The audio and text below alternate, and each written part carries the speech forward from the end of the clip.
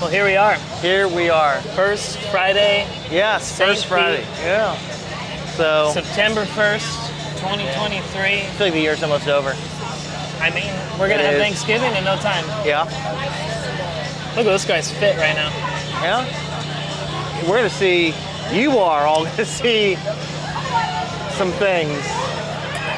I do like the live, real background, like life. Yeah. Yeah, right? All sorts of people. You won't be able to hear any of them because of the software I'm running, but it's certainly interesting. Oh my God, this woman just runs out in the traffic. Oh, wow. Good Lord. Almost got dropped by that Tesla. Rightfully so. I mean, she's got the stop hand. Can't just run out in traffic. It's funny because there's 3 cops right there and they all just looked at her. I just watched her go. Yeah. What are you gonna do? Survival of the fittest, I guess? I guess so. But Looking out for the hole. I like that. Well, I mean, we could just listen. We could just talk about what we see all day. I know. I really could. I mean, look at this woman's outfit. Yeah. Jesus Christ. It's a situation. That's a situation. It's downtown on a Friday night. Let's go. So we've been kind of trying to figure out what we're going to talk about today. Mm-hmm. And I do want to touch on the hurricane stuff. Yeah, let's break into it right now. Look at this. This is Tampa, Florida. Yep. Tampa Bay, right after the storm. Right after a storm, and nobody cares. Yeah. And the water was not like flooded out all the way up beach and all that stuff. But I guess what I want to talk about is like when we were, like the storm was coming and I had to do some grocery shopping, not because I needed things, but because I wanted to make stuffed manicotti. I know, that looks so good. It was good. That looks so good. It was really good. It came out really good. So I didn't need basic supplies, but everywhere we went, stores had signs, no water, no water, no water. And like for me, I've been in Florida 20 years now. Yeah. And Tampa's been spared for 20 years. Like either they go this way, that way, or over. They've been us. spared for 120 years. Yeah, yeah. So, but the reality is it could happen. Yeah. And what I do. It really looked like it this time. It did. But as soon as the model shifted west, I'm like, it's going to keep shifting west. Because one of the meteorologists that I follow, he was saying that as a storm intensifies, storms want to go to the poles. So as they get stronger, they go to the poles quicker. So we're always in the spot where either it's going to hit Miami, or it's going to hit the Gulf and strengthen, and it's going to get drawn to the poles. That's why it curves, and does its thing. So, but here's the thing, every hurricane season, I'm ready before the storms come. Right. I mean, I always have a supply of water and all these things at home in case of anything, as it is, but I always go through my kit, make sure I got my first aid stuff, I got extra water, make sure I got water for the dogs, and I cycle the old stuff out, the new stuff in. And Florida does do like a tax holiday where you can get things tax-free. Oh, that's right. Yeah, during the school season and all that stuff. About that. Yeah. So you capitalize on that and you pre-prep so you're not driving around, because I drove around to get those groceries for dinner and there was hustle and bustle everywhere. And the roads are getting busy. People are getting let off. Yeah, people were getting let out of work early, rightfully so, because you don't know. You know what we should do? Maybe we should put a chair on the side so no one hits it. All right, I'll do that. Let's do that. So I always try to get my stuff prepared prior, so I'm not caught, no food, no this, no that. So, because you can start to see the panic set in. And I think that's what happens. People panic really quickly. They're not prepared, and people make irrational decisions and do crazy things. Yeah, we can set that over there. So that's my take on it. It's something I wanted to touch on. But yeah, like I was just saying, you can start to, as the storm gets closer, you can see the panic build, and people start acting irrationally, and people start getting rude. Dude, even my roommates, like, my take on a hurricane is definitely very irrational. They just got a call. Oh yeah, they're going after they just got somebody. a call. They're getting after him. It's probably our Haitian friend. It's possible. Well, the cars are here, so they'll have to drag his butt over here. Yeah. But for me, when there's a hurricane coming, and I've only had 2 now. Yeah, 2. Yeah, you've had 2 close calls. Yeah, and I'm like, not only am I gonna ride this out, but I want it to be devastating. Like that's my take. So I'm like, it's fine. I keep telling my roommates, it's fine. I don't know if it's fine. How do I know? I don't know if it's fine, but I am paying attention to the models, and I'm watching Dennis Phillips. Dennis Phillips is the truth. Yeah, no, he is. He's great. He's so normal.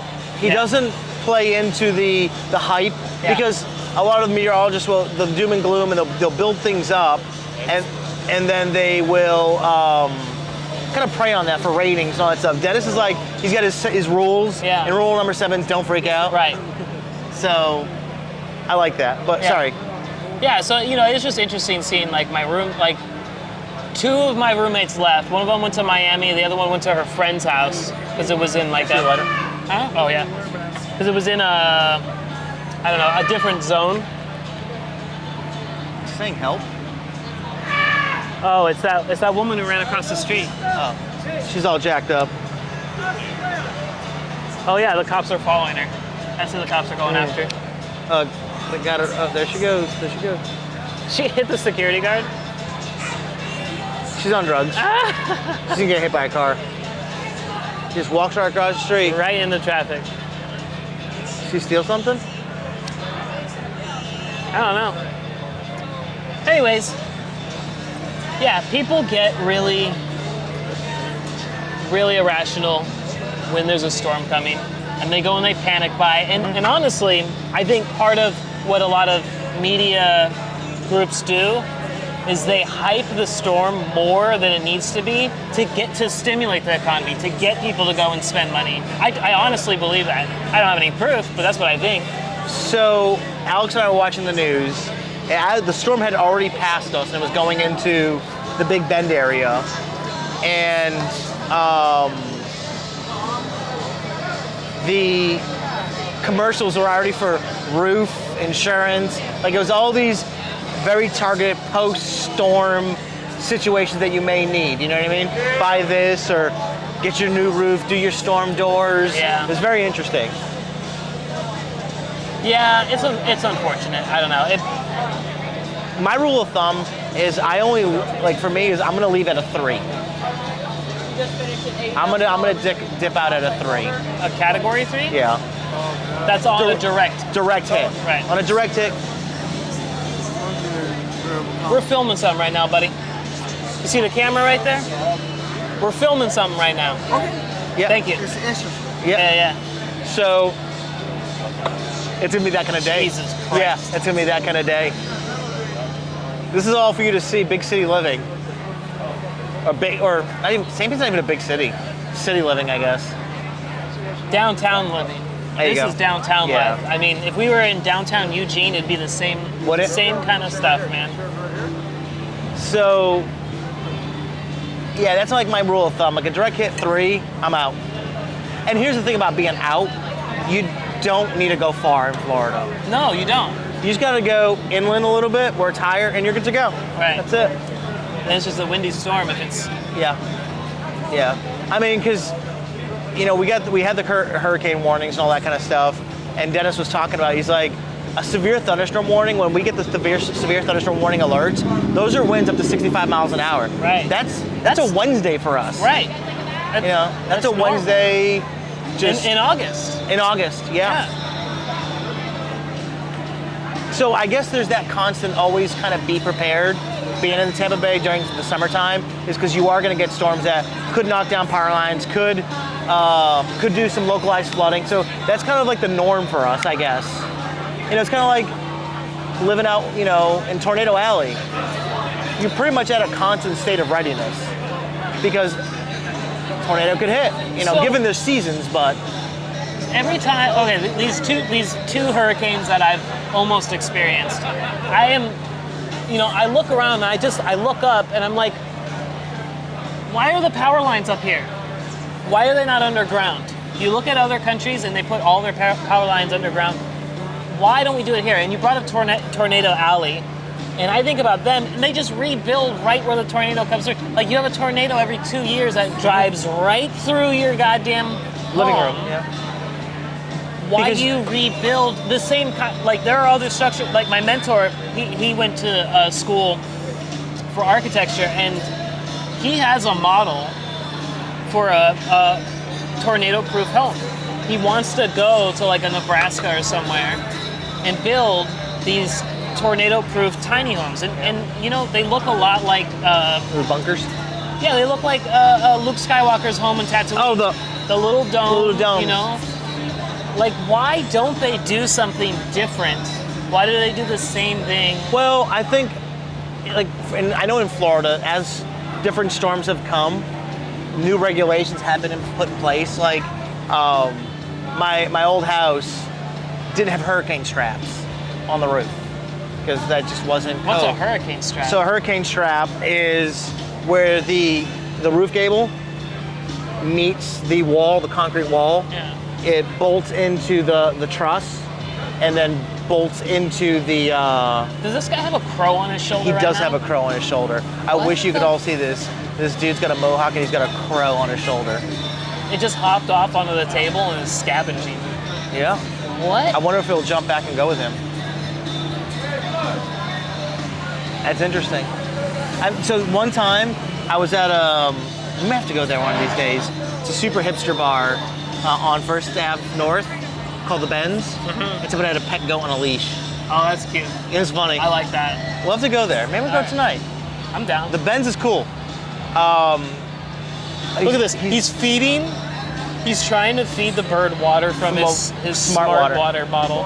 Oh man, this is wild. What This is is some. happening? I'm gonna take a picture of that. Yeah, me too. Yeah, you got your little cam. I'm gonna just iPhone this guy. I have to take a picture of this. What in the?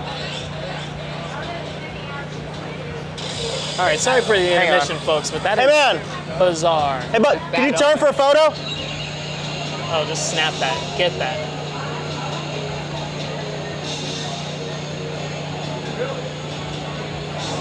Awesome. Thank you, man. What are you guys doing? You guys doing like an interview or something? Yeah, We're doing a podcast. Oh yeah, what about? just about life and stuff. We're talking about prepping, you know, hurricane prep, that sort of thing. You know. You know, from where I was, I expected a lot worse actually. I've got some, or my girlfriend anyway, has some friends living sort of camped out in the backyard and they're fine house guests. I was concerned they'd flood though, and Yep. they didn't. Yep. You know, Yeah, it's never know what you're gonna get. You I'm know? from New Orleans, and I Okay. survived. I went through Katrina. You went through when Katrina. I was 14 years old, growing up in the boys' home, Okay. Waldo Burt Memorial. It's on South Carrollton Avenue, Okay. in between Olive and Forget. So did that all get destroyed when you were there? We lived on the second floor for a while, and had barbecues until it took the 2 weeks for George Bush to do something about it. Oh yeah. Yeah.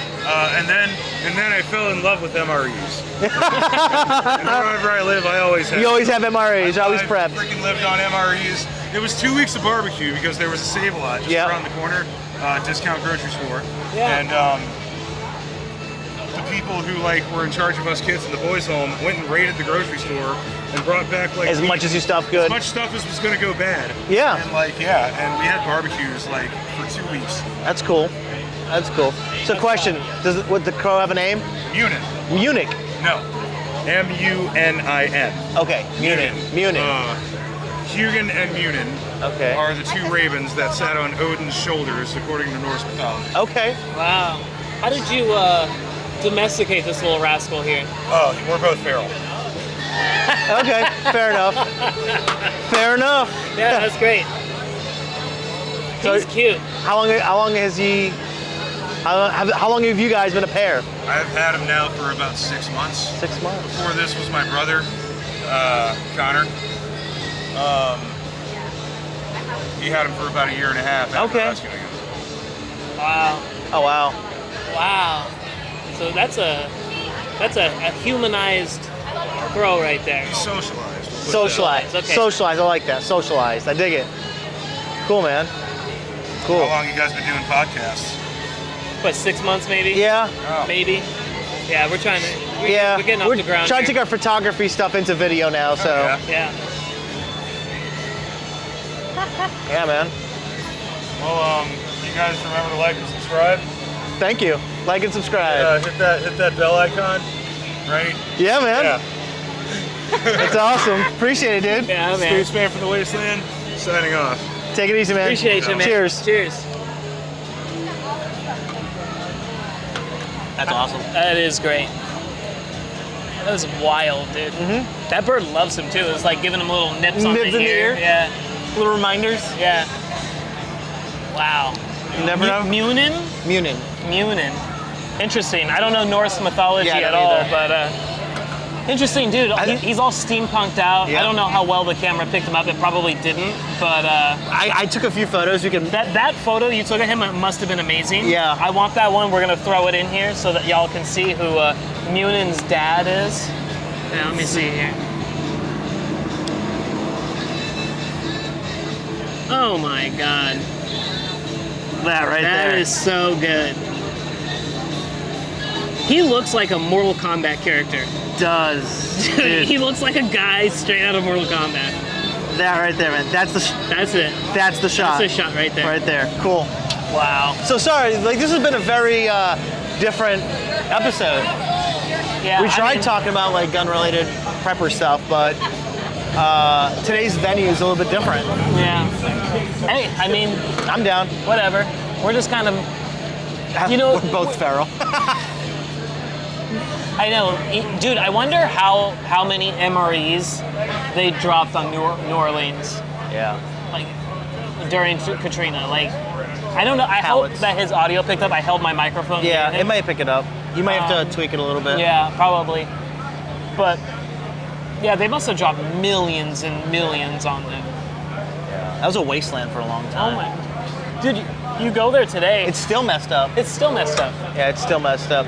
I drove through it, and there was areas where you're like, this looks like a bomb still went off, and they just kind of cleaned up a little bit. Yeah, Things are just still destroyed. yeah. But let's be honest. You built a city with a constant levee system. All right, gentlemen, how y'all Yeah. Pretty good, man. They literally, at all times, the waters are being held back. I mean, you're in a bowl. That's a weird system. Yeah. Cool city. On this, I think where you left off was like being always prepared. Yeah. Now, when I lived in Oregon, and I lived the house I lived in right before I moved out here Out to the east? south, out east, south, whatever. Southeast, yeah. My roommates and I, well, my ex-girlfriend and her sister, like every time we went to the grocery store, we bought extra. We just bought extra and we stacked it up because we were coming off of the COVID thing, and Oregon in particular was so insane with the COVID lockdowns and stuff. Like there was a time where you could get pulled over driving to the store, like That's coming weird. and going from the store. That's weird to me. I know you didn't experience that at all. So Tampa tried doing a curfew that lasted 2 days. Right. And everyone freaked out. And the mayor was like, oh, okay. Right. So that's when we we collectively really got into like prepping. And I've always been like prepper minded, but I've never been. Same. And part of, let's be honest, part of prepping, there is a little bit of a financial barrier Burden. there. There's a burden. Yeah, it's a burden. Because let's say you go to the grocery store 6 times a month, let's just say, and 3 of those times you intentionally buy $100, which is not a lot. That doesn't get you nothing. Doesn't get you nothing. But you buy $100 extra to store. Most families in America cannot carry that very, very conservative burden. Yeah.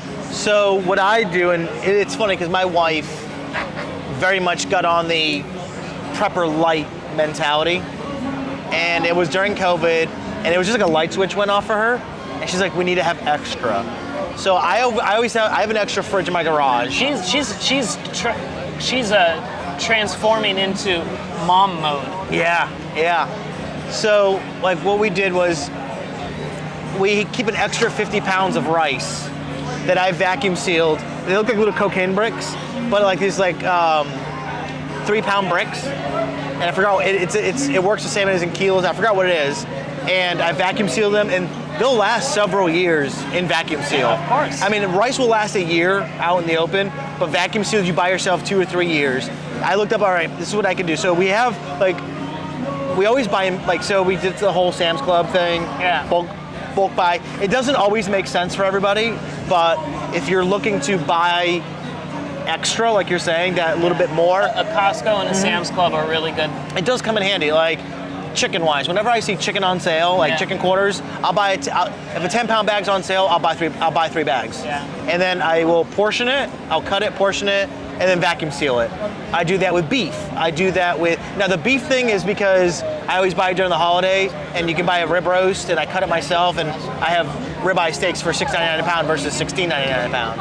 So, but we always keep, you know, some chicken, some pork, some beef in the freezer, vacuum sealed, and you get, I looked it up, I think you can get like 3 or 4 years of meat that's been frozen, vacuum sealed. I looked it up, I'm like, okay, and what we do is we cycle it out. We use it daily. Like, I can't tell you the last time I bought chicken to use that same day. Yeah. So I have it frozen, we just cycle it out. Right. Unless it's something specific, like a whole chicken or whatever. Right.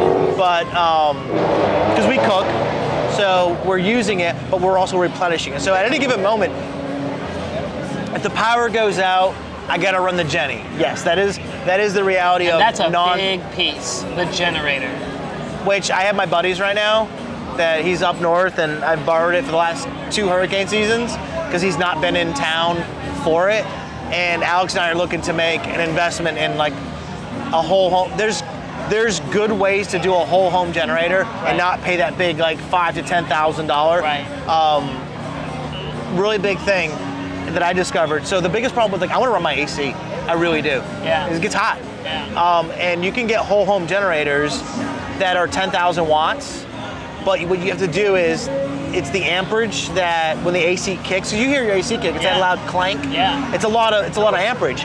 Well, there's this unit that was developed for RVs and boating. It's called the Easy Start. And what it does, instead of that instantaneous hit, it spreads out that start. It's a box that you attach to it, and it spreads out that start over like 5 milliseconds or something like that. So it spreads out that instantaneous hit, and it allows like a smaller 10 to 12,000 watt generator not bogged down, because it's not, 100 amps like that. Right, yeah. It's super cool. Huh. That's So interesting. they're like $200-300. Yes, there's an expense, and that's the thing is, there's a lot of initial expense with these things. And that in that box though, you can take it with you. Like, you sell your house, like I'm talking this thing, because you're just interrupting 2 wires, and you take the box with you. Right. That's it. Yeah.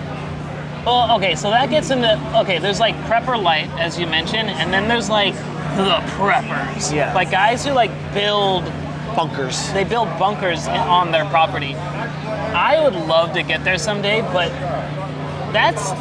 we're breaking $1 million. When you get into like a true like prepper situation, like you're getting into some serious money. Yeah. And like, I don't know. Okay, to kind of like tie in, because we both have been paying attention to the Russia situation. Yep. You got China hanging out on the wings, waiting for their opportunity. I really feel like, and this might just be me fear-mongering, but like, man, are things gonna get spicy soon? And if they get spicy, what's that look like for us domestically? I don't think I can be drafted. I might get the 3rd draft. I'm too old. Let's get the stragglers. No, you might be in the 3rd draft. I got a bad back. Yeah, well, I got a bad knee. I mean, I would. Would you? Do you want to go fight Russia? Yeah. Over nothing? Yeah. Over some stuff? I don't want them here. Okay, they're not coming here, dude. Oh, you just want going there? Nobody's coming here. That's the thing, is if things get spicy. I wasn't sure which direction you're going with it. If things get spicy with a Russia plus China, Taiwan situation, that's all us going out of here. What does that look like for us on the home front? I don't know. How do our resources get drastically diverted? What is it like for you and I aren't coming out here and having old fashions and cigars anymore. No, that's why I suck bourbon. I know, right? I got enough bourbon for a little bit. No, so here's the thing. Life has become too easy. Life is very easy. Even in like a financial hardship, life is still better than a lot of other people. Yeah, we're Americans. Dude, Americans, even broke-ass Americans are living better than broke-ass Haitians. Yeah. Broke-ass as people in Any part of the world, South America. Yeah. Like I've seen, like I wasn't a military person. I didn't serve. I've done mission work for church and stuff like that, and I've been to foreign countries and like I've seen poverty, and it's not pretty. Our poverty is, I mean, some of the stuff that's happened out west with the drug abuse and municipalities allowing it, and you're getting these tent cities. It's starting to look third worldish. You know, I see some similarities, and you're like, oh boy, this is pretty not good. It's different though. It is still very different because even those people in these impoverished neighborhoods all around the United States can still go to Walmart and buy Or steal. just to buy or steal whatever, a rack of ribs, you know, whatever it may be. And especially if you look at places on the West Coast, they can fill a cart and walk out with it. If they bring their calculator and just make sure they don't go over $900, you know, places in California, they're good to go. Yeah, it doesn't fly in Florida. Seattle, you know, same thing. So like, of course there are people suffering in this country. Of course there are people in this country. Yeah, we're not dismissing that. But it's like that level of poverty can multiply by so much in really the blink of an eye. Whether it's a natural disaster or a complete adjustment of the way our society works in regards to us getting into a real hot war. A lot of people talk about nukes. I don't think nukes will get involved unless it's like look at World War I, and they're like 3 years deep, let's say, and the UK, Germany, and Russia, they're like, this is crazy. The amount of resources they're spending, the amount of lives being lost on the front. That flavor of like throwing all your wood on the fire at once, if it happened today, would be beyond, I mean, when it happened in World War I, it was beyond anybody's imagination. And then World War II happened, especially for Europe, particularly for Europe. It was beyond anyone's, they were like, this is worse than World War I. And then, here we go. Yep. We're at What's up, man? that guy is so fried out of his mind. He didn't even know how to use words. Yeah, that was so weird. He kind of looked like the dude in Scary Movie who's like, "This is my good hand." Yes. You know what? Oh, I don't know that actor's name, but that's exactly who he looked at. Yes. Grab my good hand. Yeah. That was bizarre. Anyways, I thoroughly believe that if we reach a World War III status in our next conflict, it's going to be unimaginable, and there will not be nukes. I don't think we're going to, unless, again, it gets several years into it and we're kind of hitting like a casualty stalemate, then there might be some strategic nuking happening. But I don't think that See, like, I think differently, though. I think very differently, because I think of like technology and drone warfare and all this stuff. Like, are we going to see? Yes, what's happening in Russia is one thing, and I think the whole Russian bail bondsmen. That's stuff you see in the South. You don't see it on the West Coast. Bail bondsmen.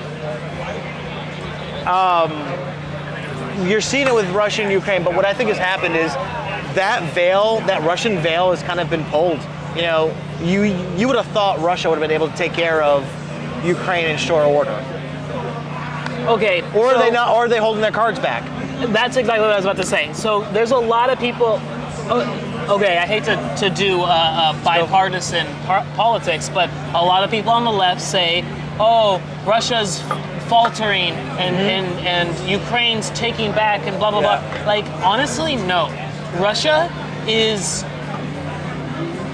They're holding their cards back. They got aces up their sleeves, Think and so? they're not nukes.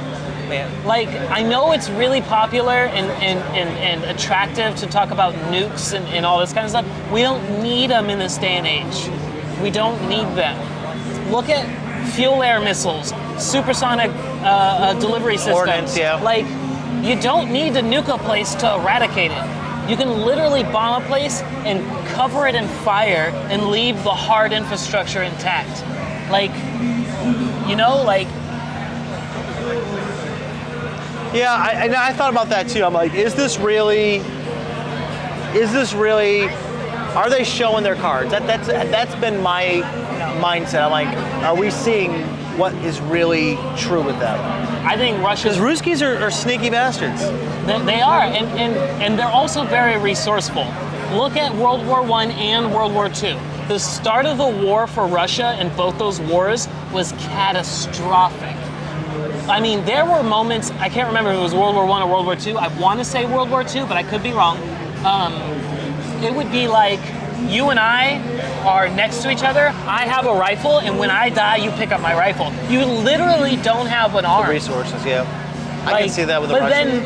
then 2-3 years into the war, they've got some really great technology, and they're smashing Nazis in World War II, smashing them. You know, look at the Battle of Stalingrad. Yeah. Those idiots should never have gone there. Those Nazis should never have gone there. It's too cold. It's too cold, and it's like, what are you going over? Yeah. Oh my Lord.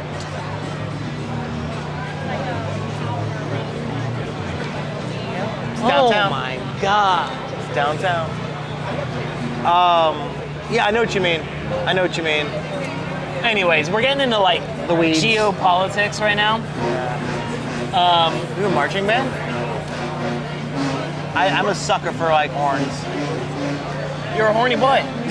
I feel like I'm in New Orleans right now. Yeah. I don't know. We should probably wrap it up just because we've been rambling. This is so It's a convoluted Yeah. subject. Prepping, what's going to happen. Geopolitics, yeah. Like, I guess, you know, the point of this podcast is here we are in downtown St. Yeah. Petersburg, Florida. And it's the first Friday. We got people walking around. It's tremendous. Yeah, it's fun. We're having a good time. Thanks for watching. If you watched this Yeah. far, we got some stuff. Tim and I earlier today we talked about Changing it up a little bit. yeah, we're not rebranding, but we're gonna shift gears here really quick, and I'm excited, man. Yeah, I think we did what we wanted to as far as like the open discussion type stuff. Yeah. And got it out of our system. Yeah. There will still be unhinged rants. Yeah. And maybe we'll post some of my more drunken unhinged rants that we have never posted. Yeah. We still have like what, 4 Yeah, recordings? three or four.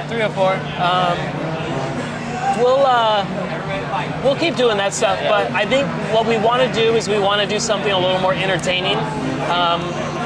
We're all a little on the spectrum, and our attention spans are not what they used to be. So, I mean, can we at least get these horns?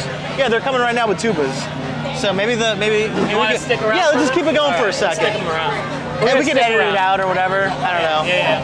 But Yeah, we got some exciting. Yeah. Our ideas are exciting. yeah, They're at gonna least be- to us. Right.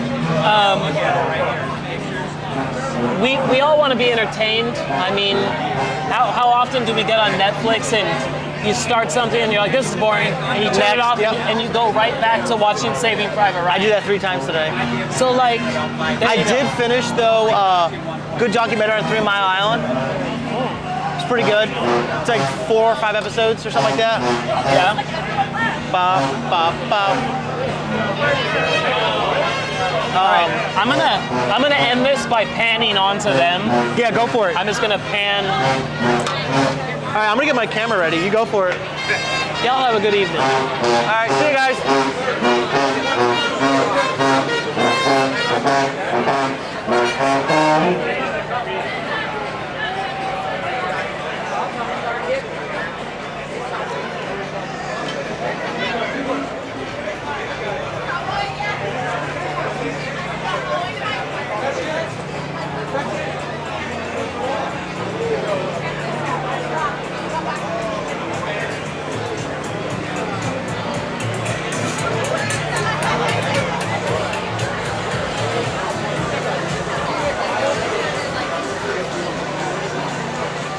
There you go.